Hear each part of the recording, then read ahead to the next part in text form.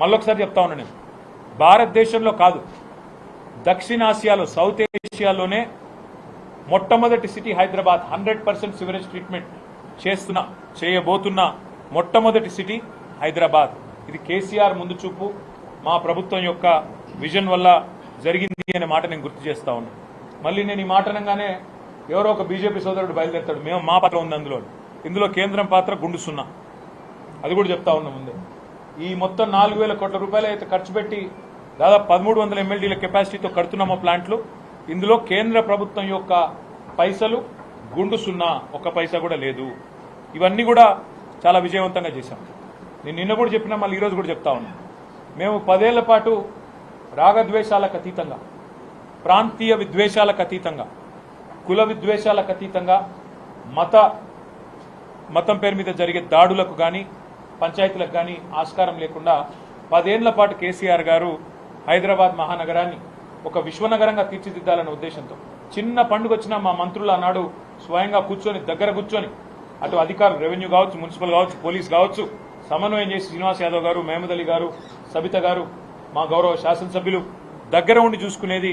చిన్నపాటి నొక్కు కూడా పడకుండా, ఎక్కడ చిన్నపాటి ఇబ్బంది కూడా కాకుండా, ట్రాఫిక్ అంతరాయం కాకుండా, ఫార్ములా రేస్ కావచ్చు, లేదా ఒక గణేష్ నిమజ్జనం కావచ్చు, లేదా మొహర్రం ఊరేగింపు కావచ్చు, బోనాల పండుగ కావచ్చు, ఏదైనా కూడా శాంతియుతంగా చేసినాం. చివరికి సినిమాల కోసం జరిగే ప్రీ రిలీజ్ ఈవెంట్లకు కూడా అంత జాగ్రత్తగా ఎక్కడ ఇబ్బంది లేకుండా చేసిన ఘనత మా ప్రభుత్వానికి. కానీ ఈరోజు ఏం జరుగుతూ ఉంది హైదరాబాద్లో మీరే చూడండి. నిన్న పాపం జూనియర్ ఎన్టీఆర్ గారి సినిమా ఆయన ఇక్కడ ఏదో రిలీజ్ ఫంక్షన్ పెట్టుకుంటే దాన్ని కూడా కనీసం నిర్వహించలేని అసమర్థత, గంట్లాంటి పరిస్థితిలోకి ఇవాళ ఈ నగరం వెళ్ళిపోయింది. ఇంకోవైపు చాలా విచిత్రంగా ట్రాఫిక్ సమస్య నాకంటే బాగా మీకే తెలుసు, నాకంటే ఎక్కువ మీరే తిరుగుతారు. గతంలో ఎట్లా ఉండేది ట్రాఫిక్ మేనేజ్మెంట్, ఇవాళ ఎట్లా ఉండేది అనేది ప్రజలందరికీ తెలుసు. హైదరాబాద్ గంటలు ట్రాఫిక్లో ఇరుక్కొని పోయే పరిస్థితి వచ్చింది. అదే మాదిరిగా ఇవాళ హైదరాబాద్లో మేమండం కాదు, ప్రభుత్వానికి అంతో ఇంతో కొంత సానుకూలంగా ఉన్న పత్రికలు కూడా ఈ నగరానికి ఏమైంది అని చెప్పి వార్తలు రాసే దుస్థితి. 30 రోజుల్లో 28 మర్డర్లు అని చెప్పి లా అండ్ ఆర్డర్ పూర్తిగా అదుపు తప్పింది అనే పరిస్థితి. ఇవన్నీ కూడా మన కళ్ళ ముందే కనబడతా ఉన్నాయి. పరిస్థితులు ఇట్లా ఉంటే ఈ 10 నెలల్లో ఒక్కటంటే ఒక్కటి పాజిటివ్ కార్యక్రమం లేదు. నేను అడుగుతా ఉన్నా రేవంత్ రెడ్డి గారు, మీరే మున్సిపల్ శాఖ చూస్తా ఉన్నారు. మేము సనత్ నగర్ నియోజకవర్గంలో ఇప్పుడు అక్కడి నుంచి వచ్చినాం. ఫతేనగర్ బ్రిడ్జ్ ఉన్నది, దాని విస్తరణకు అప్పటికే డబ్బులు 100 కోట్లు కేటాయించినాం. కేటాయించడంతో పాటు రైల్వే శాఖకి డబ్బులు కట్టాలా రైల్వే వాళ్ళకి అంటే శ్రీనివాస్ యాదవ్ గారు దగ్గర ఉండి డబ్బులు కూడా కట్టించారన్నాడు హెచ్ఎండిఏతో. ఇంతవరకు మళ్ళీ దాన్ని ఫాలో అప్ చేసిన నాతుడు లేడు. ఇంతవరకు దాని విస్తరణ వైడనింగ్కి ఇప్పటివరకు ఒక అడుగు కూడా ముందుకు పడలేదు ఈ 10 నెలల్లో. ఎందుకు అంటే పురపాలక శాఖ మంత్రి గారికి పట్టింపు లేదు, హైదరాబాద్ నగరం మీద ప్రేమ లేదు, నియోజకవర్గ సమస్యల పట్ల అవగాహన అంతకంటే లేదు. కనీసం ఎమ్మెల్యేలు పిలిచి ఏమున్నాయి సమస్యలను అడిగే పరిస్థితి కానీ తీరిక కానీ ముఖ్యమంత్రికి లేదు. అదేవిధంగా కుకట్పల్లిని ఇటు సనత్ నగర్ను కలిపే ఆ ఇండస్ట్రియల్ ఏరియా నుంచి వచ్చే అండర్ పాస్, బాలనగర్ కలిపే అండర్ పాస్, దానికి కూడా మేము డబ్బులు కట్టినాం. అక్కడ కూడా రైల్వే శాఖకు చిన్న ఆటంకం ఉంటే వాళ్ళకు కూడా పైసలు కట్టినాం. కానీ ఈ రోజు వరకు ఒక్క అడుగు ముందుకు పడలేదు. ఇట్లా చెప్తూ పోతే మా కృష్ణారావు గారు చెప్తుంటాడు ఇప్పుడు కుకట్పల్లి ఎమ్మెల్యే గారు, అన్న ఈ 10 నెలల్లో ఒక్కొక్క కొబ్బరికాయ కొట్టలేదన్నా నేను అని. ఎందుకంటే ఒక పైసా ఇవ్వట్లేదు. హైదరాబాద్ మహానగరం మీద బడ్జెట్లోనేమో బిల్డప్ 10,000 కోట్లు అది ఇదని, ఒక్క పైసా ఈ రోజు వరకు శాంక్షన్ చేయలేదు. ఈ రోజు వరకు ఇది వాస్తవం. నేను ముఖ్యమంత్రి గారిని ఒకటే అడుగుతా ఉన్నా, హైడ్రా పేరిట హైడ్రామాలు కాదు, హైదరాబాద్ను బాగు చేసే ఆలోచన చేయండి. హైదరాబాద్ కోసం, హైదరాబాద్ బాగు కోసం మీ ప్రభుత్వం ఇచ్చిన మేనిఫెస్టోలోని ప్రతి అంశాన్ని వదిలిపెట్టకుండా మేమందరం కూడా పట్టుబడతాం. తప్పకుండా ప్రజల నుంచి ఆ చైతన్యాన్ని కూడా తిరిగి తీసుకొస్తాం. ఎందుకంటే మా బాధ్యత. హైదరాబాద్లో ప్రజలు మాకు ఓటేసి గెలిపించినారు, వాళ్ళకు అండగా నిలబడాల్సిన బాధ్యత మా మీద ఉంది. ఇప్పుడే మేమందరం కూడా కాసేపు కూర్చున్నాం, మాట్లాడుకున్నాం. నిజంగా కూడా హృదయ విదారకంగా అనిపిస్తున్నది కొన్ని దృశ్యాలు. చిన్న పిల్లలు, 7 ఏళ్ల పిల్లలు పుస్తకాలు తీసుకుంటామంటే కూడా వారికి ఒక 10 నిమిషాలు టైం ఇవ్వకుండా మెడలు బట్టి బయటికి నూకేసి వాళ్ళ తల్లిదండ్రులు వాళ్ళ కళ్ళ ముంగటనే పెట్రోల్ పోసుకుంటే ఆ పిల్లలు ఆ బాధను చెప్తా ఉంటే, రేవంత్ సార్ మా ఇల్లుగులో కొట్టిండని చెప్తుంటే వేదశ్రీ అనే చిన్న పాప, 7 ఏళ్ల పాప, హృదయ విదారకమైన పరిస్థితి కాదా? కస్తూరిబాయి అనే ఒక మహిళ ఫుట్పాత్ మీద చెప్పుల దుకాణం నడుపుకుంటుంది, దళిత అమ్మాయి అనుకుంటా. ఆమె చెప్పుల దుకాణాన్ని తీసి బుల్డోజర్ పెట్టి అవతలెత్తి పారేస్తుంటే నేను అడుగుతా ఉన్నా ముఖ్యమంత్రిని, మానవత్వం ఉన్న సర్కార్ చేయాల్సిన పనేనా ఇది? ఒకవేళ ఒక ప్రెగ్నెంట్ అమ్మాయి నల్ల చెరువులో ఏమడిగింది అమ్మాయి? ఆ అమ్మాయిది కూడా వీడియో వచ్చింది. ఏమడిగింది? సామాన్ తీసుకుంటాను, ప్రెగ్నెంట్ నేను, కొంత సమయం ఇవ్వండి అని అడిగింది. దానికి కూడా నిర్దాక్షిణ్యంగా ఆ అమ్మాయిని బయట నూకేసి కట్టేసి పోలీసులతోని గోడగట్టి అమానవీయంగా. నేను ముఖ్యమంత్రి గారిని ఒకటే అడుగుతా ఉన్నా, ఉన్నాయి ఒక మా హయాంలో కాదు, స్వాతంత్రం వచ్చినప్పటి నుంచి ఫుట్పాత్ల మీద ఆక్రమణలు జరుగుతూనే ఉన్నాయి. ఎవరుంటారండి ఫుట్పాత్ల మీద? ఫుట్పాత్ల మీద ఓ బజ్జీల బండో, ఓ ఇడ్లీ బండో, ఒక చెప్పుల దుకాణమో టేలానో నడుపుకుంటోళ్ళు ఎవరు? ఏ దిక్కు లేకపోతే సొంతంగా తమ కాళ్ళ మీద తాము నిలబడి నెలకొక 10,000 సంపాదించుకుంటోళ్ళు ఉంటారు. వాళ్లకు నువ్వు తొలగించాలనుకుంటే ఫుట్పాత్ ఆక్రమణలు ఉద్దేశం మంచిదే, కానీ ఏం చేయాలి? ప్రభుత్వం వెండింగ్ జోన్లకు తరలించాలి. వాళ్ళని ఒక వెండింగ్ జోన్ పెట్టి, మేము చేసినాం ఇదివరకు అయ్యప్ప సొసైటీలో అదే సమస్య ఉంటే వెండింగ్ జోన్ పెట్టి అక్కడ షాపులు కొత్తవి కట్టి వాళ్ళని అక్కడ తరలించి ఆడికెళ్ళి తీసేసినాం. మానవీయ కోణం ఉండాలి. వాళ్ళ నగాదంలో రోడ్డు మీద పడేయద్దు. బలిసిన వాళ్ళ కంటే ఇబ్బంది కాదు, కానీ ఇట్లా పేదవాళ్ళకి ఎవరు దిక్కు ఆలోచించాలని కోరుతా ఉన్నా. వెండింగ్ జోన్లు నిర్మాణం చేయండి. ఆక్రమణలు తొలగించే ముందు వెండింగ్ జోన్లు కట్టి వారికి ప్రత్యామ్నాయ పరిష్కారం చూపెట్టి వాళ్ళని తొలగించండి. అదేవిధంగా ఇంకా విచిత్రం, అసలు ఈ ప్రభుత్వంలో కుడి చేయి ఏం చేస్తుందో ఎడమ చేయికి తెలియదు. నిన్నగాక మొన్న చూసిన నేను 3 రోజుల కింద 1,50,00,000 రూపాయలు పెట్టి రిజిస్ట్రేషన్ అవుతుంది. 3.5 రోజుల కింద 3 రోజుల కిందట. 3 రోజుల తర్వాత ఇంకో ప్రభుత్వంలోని ఇంకో శాఖ వచ్చి కూలగొడుతుంది. ఇది అక్రమం అని. అంటే కుడి చేయి ఏం చేస్తుందో ఎడమ చేయికి తెలియదా? రిజిస్ట్రేషన్ శాఖ రిజిస్ట్రేషన్ ఎట్లా చేస్తుంది? 3 రోజుల తర్వాత నీ ఇంకో శాఖ వచ్చి ఎట్లా కూలగొడుతుంది? అది నువ్వు ప్రభుత్వాన్ని నడుపుతున్నావా, సర్కస్ నడుపుతున్నావా? ఒకవేళ నిజంగానే నీకు అవి ఆక్రమణలు అని తెలిస్తే, అది ఎఫ్టీఎల్ అని తెలిస్తే, బఫర్ అని తెలిస్తే ముందు పర్మిషన్ ఇచ్చిన మీద చర్య తీసుకో. కొనుక్కున్నోళ్ళ మీద కాదు. పర్మిషన్ ఎవరిచ్చిండు, ఎట్లిచ్చిండు, తప్పు కాయిదాన్ని ఎవడు గుట్టిచ్చిండు, వాళ్ళ మీద చర్య తీసుకో. దమ్ముంటే ఆ పని చేయి. రెండోది, ఇప్పుడు ఇల్లు కూలగొట్టినావు. 1,50,00,000 మొన్న రిజిస్ట్రేషన్ చేసుకున్నారు. ఇప్పుడు ఇల్లు కూలగొట్టినావు. ఎవడు కడతాడా పైసలు? నష్టపరిహారం ఎవడిస్తాడా కుటుంబానికి? నీ ప్రభుత్వం ఇస్తుందా, బిల్డర్ ఇస్తాడా? ఆ తీసుకున్నాడు మంచినే ఉంటాడు. రిజిస్ట్రేషన్ సొమ్ము నీ ఖజానాలో పడ్డది, నువ్వు మంచినే ఉంటావు. ఇప్పుడు వాళ్ళు రోడ్డు మీద పడ్డారు. ఎవడు బాధ్యుడు? అందుకే మేమందరం కూడా ఇప్పుడు కొద్దిసేపు కూర్చున్నాం, ఆలోచించినాం. తప్పకుండా హైదరాబాదితులందరికీ న్యాయపరంగా మేము మా పార్టీ తరఫున మా న్యాయ విభాగం, మా లీగల్ సెల్ అండగా ఉంటుంది. ఎవరికి ఏ ఇబ్బంది ఉన్నా భారత రాష్ట్ర సమితి కేంద్ర కార్యాలయం తెలంగాణ భవన్, బంజారాహిల్స్ రోడ్ నెంబర్ 10-12 మధ్యలో ఉంటుంది. ఆడికి రండి. తప్పకుండా మీకు మా న్యాయ విభాగం అండగా ఉంటుంది. లేదా మీ గౌరవ శాసనసభ్యులు, గౌరవ కార్పొరేటర్లు అందరూ బీఆర్ఎస్లో ఉన్నారు హైదరాబాద్లో, వారిని సంప్రదించండి. తప్పకుండా మీకు న్యాయపరంగా మేము అండగా నిలబడతాం. చట్టాన్ని, న్యాయాన్ని గౌరవించాలని ప్రభుత్వానికి న్యాయస్థానం ద్వారానే చెప్పిస్తామనే మాట కూడా నేను విజ్ఞప్తి చేస్తా ఉన్నాను. ఇంకొక మాట కూడా నేను అడుగుతా ఉన్నా ఈ ముఖ్యమంత్రిని. ఒక ప్రతిపక్షంలో ఉన్నప్పుడు ఒక మాట, ఒక్క ఇల్లు కట్టలేదని మాట్లాడింది. ఆ రోజు డబుల్ బెడ్రూమ్ ఇల్లు. ఆ రోజు మంత్రిగా శ్రీనివాస్ యాదవ్ గారు ఆయన దగ్గరుండి నేను చూపెడతా నువ్వు రా అని చెప్పి ఆనాటి శాసనసభాపక్ష నాయకుడు బట్టి విక్రమార్క గారిని తన కారులో ఎక్కించుకొని వివిధ సైట్లు చూపెట్టి చెప్పిండిగో కట్టిన మేము చూడు అని. ఇవాళ అదే ప్రభుత్వం మేము కట్టిన ఇండ్లు ఇవాళ అదే ఇండ్లను మూసీలో ఇంకొకడ ఇస్తా అంటున్నది. మేము ఒక్కటే అడుగుతా ఉన్నాం, మీరు కేవలం మీద కాగితాలు ఇచ్చి తప్పించుకుంటామంటే కుదరదు. తాళాలు ఇవ్వండి, గృహప్రవేశాలు చేయించండి, తర్వాతనే వాళ్ళని తొలగించండి. లేకపోతే ఒప్పుకోం. ఎందుకంటే ఇది పద్ధతి కాదు. వాళ్ళని రోడ్డు మీద పాడేస్తాం. కట్టిన ఇల్లు రెడీగా ఉన్నాయి కదా. ఒక కొల్లూరులో 16,000 ఇల్లు రెడీగా ఉన్నాయి. మేమే కట్టినాం. మీకు వడ్డిచ్చిన పల్లెంలో బ్రహ్మాండంగా పంచపక్ష ప్రమాణాలు పెట్టి నీ చేతిలో పెట్టినాం.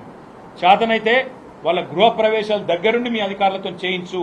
అంతేగాని అమానవీయంగా మళ్ళొక్క అమ్మాయి పుస్తకాలు తీసుకుంటా అంటే నూకి పారేసుడు, ఇంకో ప్రెగ్నెంట్ లేడీ నేను సామాన్లు తెచ్చుకుంటా అంటే నూకి పారేసుడు, మీ ప్రభుత్వమే రిజిస్ట్రేషన్ చేసుడు, మీ ప్రభుత్వమే కూలగొట్టుడు, ఈ చిల్లర పనులు బంద్ చేయమని చెప్పి ముఖ్యమంత్రికి నేను విజ్ఞప్తి చేస్తా ఉన్నా.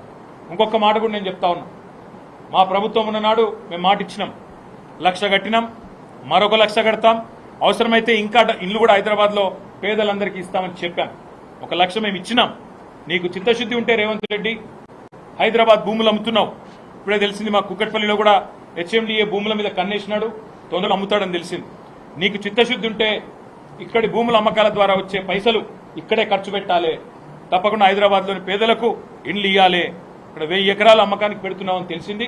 తప్పకుండా ఆ పైసలు ఇక్కడే పెట్టి ఇక్కడ ఉండే హైదరాబాద్లో ఉండే పేదలు కోకొల్లలుగా ఉన్నారు. దాదాపు 7 లక్షల దరఖాస్తులు మాకే వచ్చినాయి. అందులో అన్ని తీస్తే కూడా మీకు తప్పకుండా కనీసం ఒక 3-4 లక్షల మంది అర్హులు వెళ్తారు. వాళ్ళకి ఇల్లు ఇవ్వాలని చెప్పి మేము డిమాండ్ చేస్తా ఉన్నాం.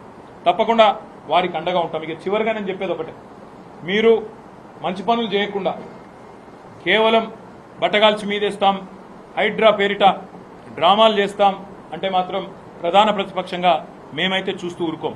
తప్పకుండా భవిష్యత్తులో క్షేత్రానికి కూడా వస్తాం, ఎక్కడికక్కడ ఆ బాధితులకు అండగా నిలబడతాం. మేము కూడా చూస్తూ ఉన్నాం. ఎందుకంటే ఈ ప్రభుత్వం వచ్చి కొత్తగా వచ్చింది కదా, 9-10 నెలలు అయింది కదా, వీళ్ళకు కూడా కొత్త మురిపం ఉంటుంది కదా, హనీమూన్ పీరియడ్ కదా అని ఆగినాం. కానీ మీ దౌర్జన్యాలు, మీ దాష్టికాలు ఇట్లే కొనసాగితే మేము ఊరుకోము. తప్పకుండా ఫీల్డ్కి వస్తాము. మీ బుల్డోజర్లకు అడ్డంగా అవసరమైతే మేమే నిల్చుంటాం. ఖచ్చితంగా పేదలకు అండగా బస్తీలలో మేము నిలబడతామనే మాట కూడా నేను విజ్ఞప్తి చేస్తా ఉన్నాను. మేము ఆక్రమణలను ఎంకరేజ్ చేయడం లేదు. మేము చెప్పేదల్లా ఒకటే, ఆక్రమణలు అంటే చాలా గమ్మత్తున్నది. ఆక్రమణలు చేసిందంతా మీకు కాంగ్రెస్ వాళ్ళే ఉంటారు ఎక్కువ. మొదలు తీసుకొస్తే తవి తీస్తే మీరు ఆఖరికి మొన్న కూలగొట్టిన నాగార్జున ఇన్కన్వెన్షన్ కూడా పర్మిషన్ ఇచ్చింది కాంగ్రెస్ వాళ్ళే. ఇలా కూలగొట్టి డ్రామా చేసేది కాంగ్రెస్ వాళ్ళే. కాబట్టి ఈ చెరువుల కబ్జాలు, నాలాల కబ్జాలు గత ఒక 70-80 ఏళ్ల నుంచి జరుగుతూ వచ్చినాయి. పేదవాళ్ళు అక్కడికి వచ్చి కట్టుకున్నారు. మీరిచ్చిన పట్టాలు కూడా ఉన్నాయి. నేను అనేదల్లా ఒకటే, రాజకీయాలకు అతీతంగా, రాగద్వేషాలకు అతీతంగా పేదలకు న్యాయం చేద్దాం. ఏ దిక్కు లేని వాడికి, అభాగ్యుడికి అండగా నిలబడదామన్నదే మా పార్టీ సిద్ధాంతం. తప్పకుండా అండగా నిలబడతాం. ఆక్రమణలను మేము కూడా ప్రోత్సహించాం. కానీ అందులో నుంచి తొలగించేటప్పుడు మాత్రం మానవీయంగా వాళ్ళని ఇళ్లలో పెట్టండి, రోడ్డు మీద బజార్ మీద పడేయకండి. చిన్న పిల్లలను, మహిళలను వాళ్ళ పట్ల కర్కశత్వంతో, మానవత్వం లేకుండా వ్యవహరించకండి. ఇది మంచి పద్ధతి కాదు అనే మాట కూడా చెబుతూ, ఇక ఆక్రమణలు కూలగొట్టాలంటే నేను ఇంకో మాట కూడా అంటున్నాను. జిహెచ్ఎంసీ బిల్డింగే నాలా మీద ఉంది. ఇలా హైడ్రా కమిషనర్ కూర్చున్న బిల్డింగ్ బుద్ధ భవన్ కూడా నాలా మీదే ఉంది. మీ అన్న తిరుపతి రెడ్డి ఇల్లు FTL ఉన్నది. మీ మంత్రుల ఇండ్లు, ఫామ్ హౌజులు, చెర్లళ్ళు ఉన్నాయి. అవి గులగొడతావా? మొదలు అవి గులగొట్టాలి కదా. చారిటీ బిగిన్స్ ఎట్ హోమ్ అంటారు కదా, ఆడికెళ్ళి మొదలు పెట్టు. అంతగానం నీకుంటే కమిట్మెంటు, ఆడికెళ్ళి మొదలుపెట్టు. జిహెచ్ఎంసీ ఆఫీసు, బుద్ధ భవను, మీ అన్నది ఇల్లు, మీ మంత్రుల ఇండ్లు, మీ ఎమ్మెల్సీ పట్నం మహేందర్ రెడ్డి ఇల్లు, ఇవన్నీ కూడా మొదలు కూలగొట్టి నీ చిత్తశుద్ధి రుజువు చేసుకొని పేదవాళ్ళ మీద నీ ప్రతాపం చూపెట్టు తప్ప ఇష్టం వచ్చినట్టు చేస్తా అంటే ఊరుకోమనే మాట కూడా మళ్ళొకసారి చెబుతూ, ఈ సందర్శనలు ఇది మొదటిది మాత్రమే. హైదరాబాద్లో అటు అంబర్పేటకు పోతాం. ఇప్పుడు మా మర్రి రాజశేఖర రెడ్డి గారు కూడా మల్కాజ్గిరికి ఆహ్వానించారు, అక్కడ కూడా పోతాం.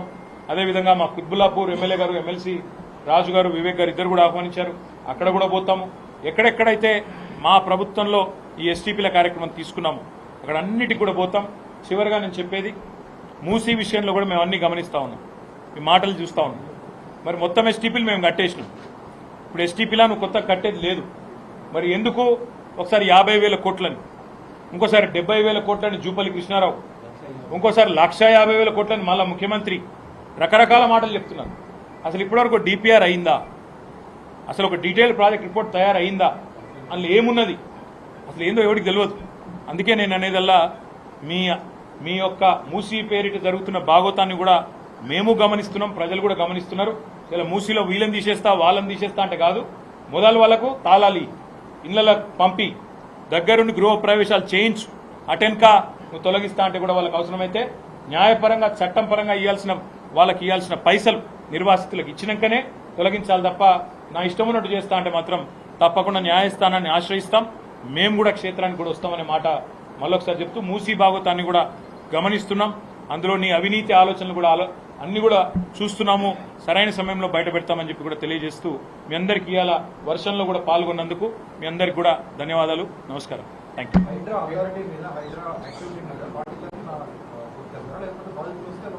మేము చెప్పేది ఒకటే బ్రదర్, ఏదైనా ప్రభుత్వం మంచి ఉద్దేశంతో ఏదైనా పని చేయదలుచుకుంటే తప్పకుండా ఆలోచన చేయవలసింది.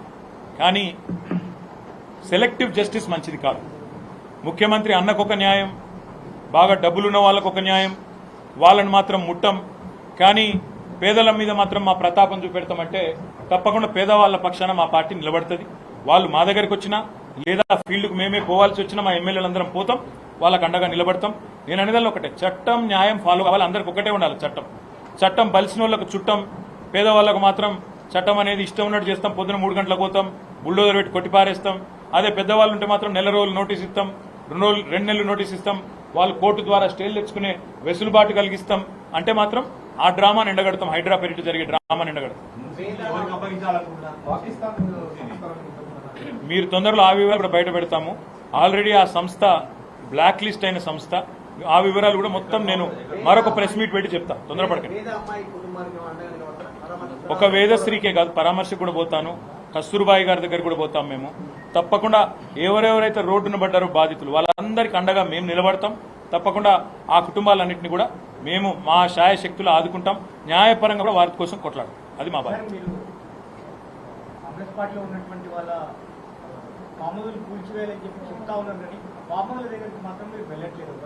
టైం ఉంది కదా బ్రదర్, ఇంకా పొద్దుంది, పొలం తొందర చూద్దాం. ఇప్పుడు 4 ఏళ్ళు ఉంది ఇంకా ప్రభుత్వానికి.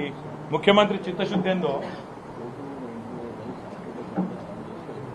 అంటే ఈ ప్రభుత్వం ఎట్లా ఉందంటే బ్రదర్, ఎట్లా ఉందంటే కోర్టును కూడా తప్పుదోవ పట్టిస్తున్నది. కోర్టు హాలిడే రోజు సాటర్డే సండే కావాలని, అభాగ్యులకు కోర్టు కూడా అండగా ఉండకూడదు అన్న ఉద్దేశంతో సాటర్డే సండే కావాలని చేస్తున్నారు.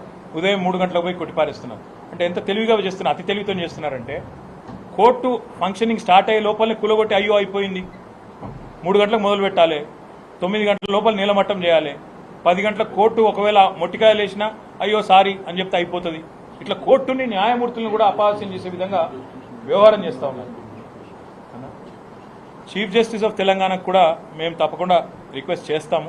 ఎందుకంటే సహజ న్యాయ సూత్రాలు అందరికి ఒకటే తిరిగి ఉండాలి. చట్టం అనేది అందరికి ఒకటే తిరిగి ఉండాలి.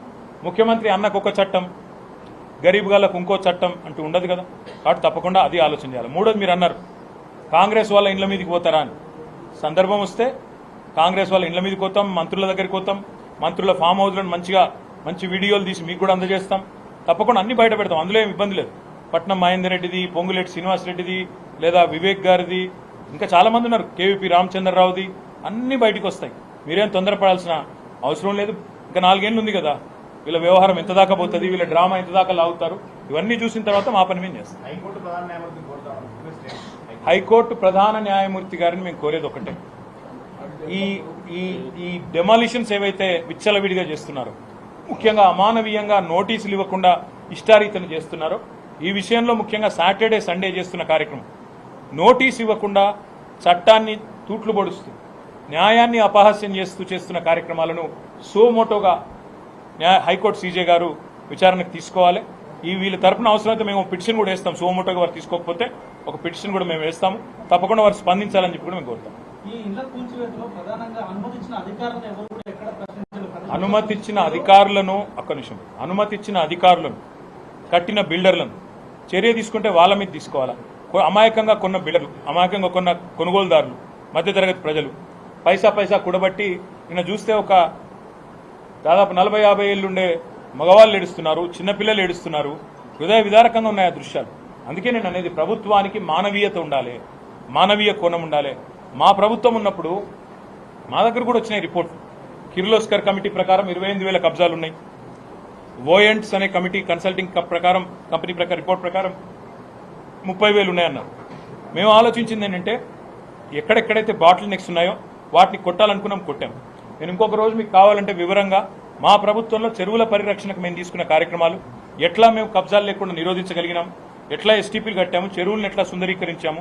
అది ఐడియల్ చెరువు కావచ్చు, మల్కం చెరువు కావచ్చు, దుర్గం చెరువు కావచ్చు, అంబీర్ చెరువు కావచ్చు, ఏమేం చేసినామో నేను కూడా మీ ముందు ప్రజెంట్ చేస్తాను. మొత్తం కావాలంటే పవర్ పాయింట్ ప్రజెంటేషన్ ద్వారా చూపెడతాను.